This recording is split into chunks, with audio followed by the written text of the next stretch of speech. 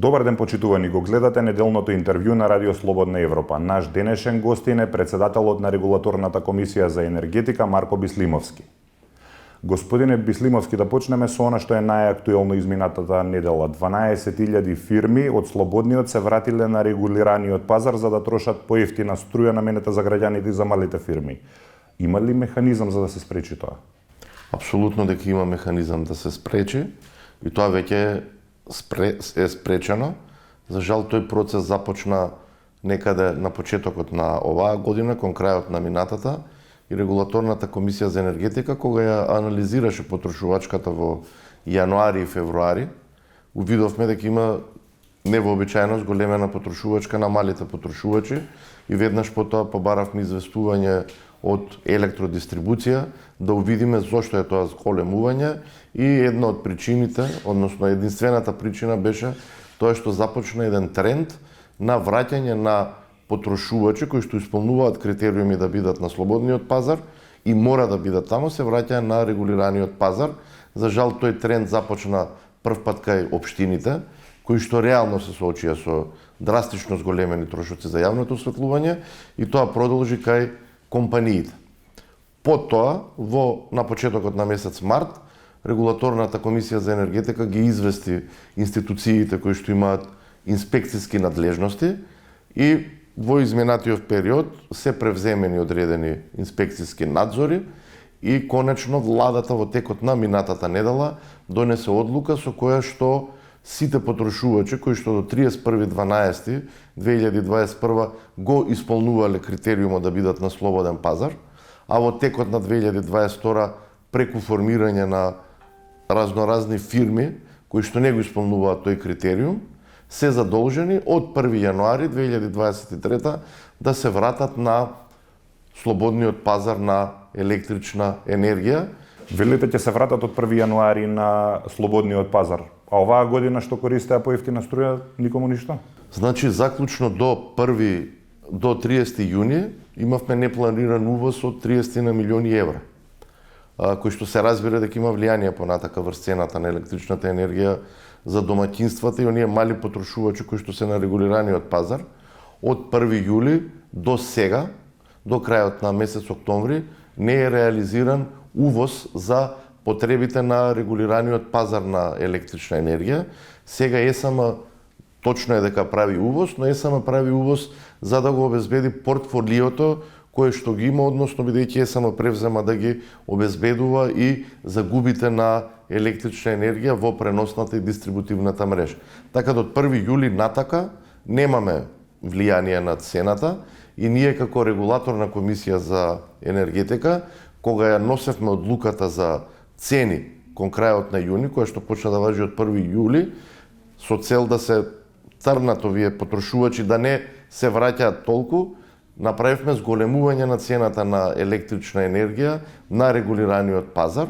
Таа е некаде во просек 185-190 евра за мегават час, кое што во тој момент беше сепак за 30-40% пониска од таа што беше на слободниот пазар. За жал, овие компании и општините постапија така како што постапија, понатака верувам дека државните органи ќе превземат соодветни мерки.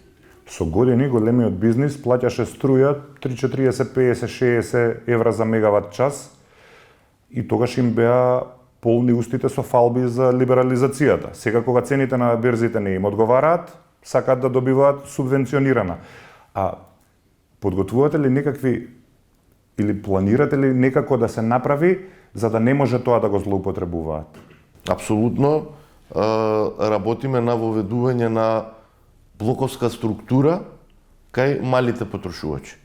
Значи, ти имаат помала потрошувачка и се разбира ќе има блок со цел да се избегнат овие ситуации кој што ќе има екстремно висока цена, дури можеби повисока од пазарната, за да големи потрошувачи не им се исплати да се враќаат од слободниот на регулираниот пазар.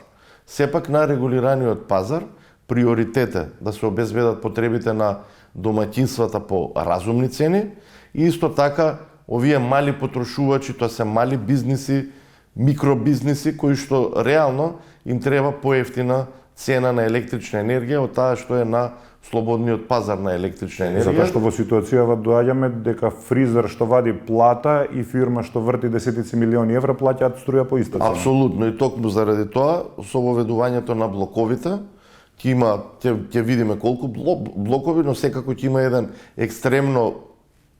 блок со екстремно висока цена, со цел малите дуќанчиња, фризерниците, берберниците, колонијалите да си добијат тоа што си го заслужуваат, пониска цена, бидејќи тие се соочуваат со зголемени трошоци на се, а овие големи компании кои што беа излезени на слободниот пазар на електрична енергија и реално има сериозно намалување на нивните трошоци за електрична енергија во изминетите 3 години.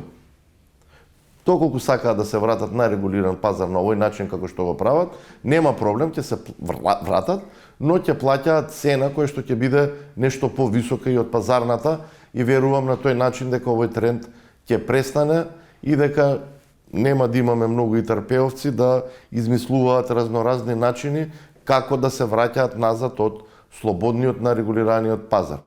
Ќе поскапи ли струјата за граѓаните од Нова година? Значи, јас сум противник да има поскапување на цената на електричната енергија. Прво треба да направиме анализи, да видиме како се обезбедуваат потребите на малите потрошувачи и на домаќинствата на регулираниот пазар, како е планот до година да бидат обезбедени, со една цел да видиме, да застанеме малце, бидејќи кога имаше потреба да се зголеми цената на електрична енергија заради надворешни влијанија, пред се заради зголемена цена на увоз, и реално ЕСМ имаше цена пред 2 години од 34 евра за мегават час, што е една неодржлива ситуација. Регулаторната комисија за енергетика ја зголемуваше цената на електрична енергија, не сме бегале од одговорност. Но сега треба малце да застанеме, да направиме анализи, што се случило во 2022, што е планот за 2023, па потоа да се носат соодветни одлуки. И она што е особено битно сега, треба да го видиме влијанието на воведувањето на блоковската структура на потрошувачка кај домаќинствата. Верувам дека голем број домаќинства инвестира и во енергетска ефикасност и инвестира во начини на грејење кои што се обезбедува со помала потрошувачка на електрична енергија. И таа намалена потрошувачка ќе му обезбеди и на ЕСМ, како компанија која што целосно ги обезбедува потребите, да има вишоци на електрична енергија, кои што ќе ги продава на слободниот пазар по високи цени. Па така да доколку остварувал минуси на регулираниот пазар, со тоа што би го продавал на слободниот пазар, би се ги покрил тие минуси. Значи, за тоа велам треба да се направат анализи, да ја нагазиме топката малце и да видиме кај ќе тераме.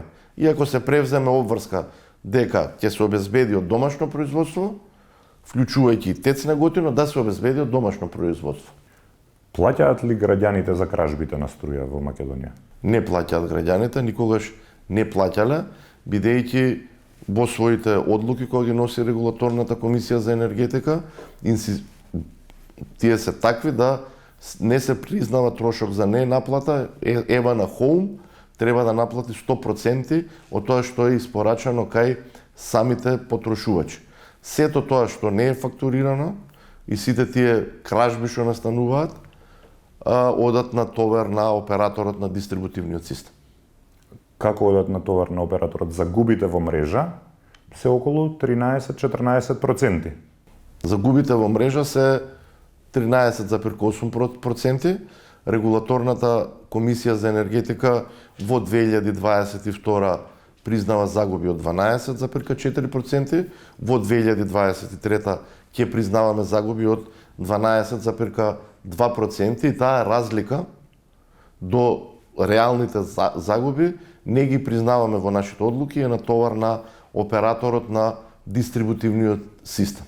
Но хипотетички, ако оправданата загуба, оправдана збориме, каблите се загреваат додека тече струјата, загуби при трансформација е 10%. А вие признавате 12,4%. Хипотетички, дали е тогаш можно тие 2,4% да се кражби кои што ги плаќаме? Значи, има студија изработена од електротехнички факултети, некаде во зависност од периодот од годината, загубите на електрична енергија во нашата дистрибутивна мрежа се помеѓу 11,5 и 13,5%. Тоа се, кажувам, технички загуби. Тоа е заради оправдани заради структура на мрежа. А читав некои ваши стари одлуки од 2011 година, тогаш сте признавале 11 од 100 оправдани технички загуби, а сега е 12,4%. Што се случи во овие 10 години? Кога се приватизираше електродистрибуција, се продаде имаше методологија, согласно таа методологија се признава 11% загуби.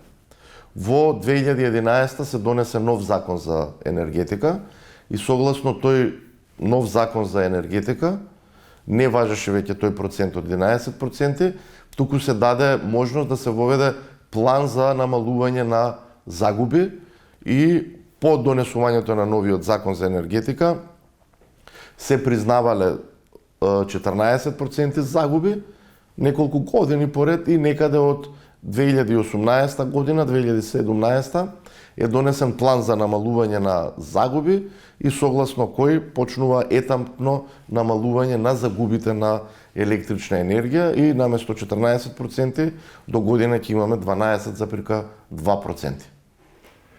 Од време на време во јавноста се појавуваат вести дека син, ќерка, брат, баџанак на некој функционер се вработил во некоја енергетските компании.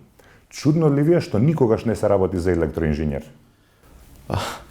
Па, вака, значи, реално, ако ги гледаме и колку студенти во последниве години се запишуваат на електротехнички факултет, насока електроенергетика, сега не знам, има и повеќе насоки, но таа енергетска насока и понатака има доле под оддели неколку, се повеќе и повеќе се намалува бројот на електроинженери и тоа мислам дека ќе ни представува сериозен проблем. Се намалува бројот на електроинженери кои што се запушуваат. А се зголемува бројот на вработени во енергетските компании. За жал имаме таков тренд, тој тренд го увидовме и за прв пат од кога постои регулаторната комисија за енергетика, минатата година бројот на вработени во МЕПСО не го прифативме тој што го побара и го лимитиравме на една ситуација што била во 2017 година, се со една цел да дадеме сигнал дека добро, треба вработување, но не треба да се зголемува тој број. Треба да се знае дека кога почна МЕПСО да работи како компанија во 2005 започна со 350 вработени, сега има негде околу 600 и повеќе од 650. Така да испративме сигнал дека доколку сакате да вработувате, вработувајте си, но тоа нема да биде на товарот на потрошувачите, од вашата добивка која што ви е гарантирана, покривајте си ги тие екстра вработувања. Инаку се согласувам. Не, тоа си е на компанијата си е товар, она треба да си оцени дали тие пари ќе ги инвестира во нови проекти или ќе ги инвестира во вработување. Тоа е сепак државна компанија, нивната добивка е добивка и на граѓаните. Се согласувам дека е државна компанија, но бројот на нововработени не оди на товар на потрошувачите преку цената на електрична енергија. Ви благодарам за издвоеното време. Ви благодарам за поканата. Го гледавте неделното интервју на Радио Слободна Европа, почитувани. До гледање.